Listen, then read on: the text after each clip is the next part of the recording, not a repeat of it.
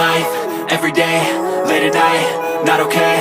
All I want, and I pray, all I need are some better days. Fuck me, I'm looking in the mirror, so foggy, but I've never seen clearer.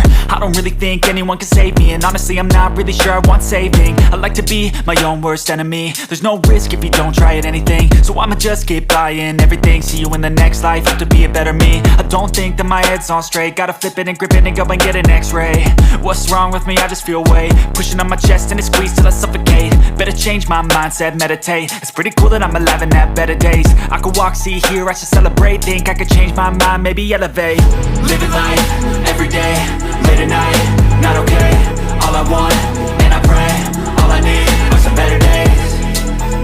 Yeah, all I need are some better days. Cause all I want, and I pray, I believe in the better days. I'm kinda stuck between a rock and a hard place. Do I work hard or live at my pace? You're only young once, yeah that's all great, but I also want a future where I'm okay. Living life is doing lots of cocaine. Wait no, it's living with no shame. Wait no, it's sleeping in on Sundays. I guess it's different for each of us and that's okay.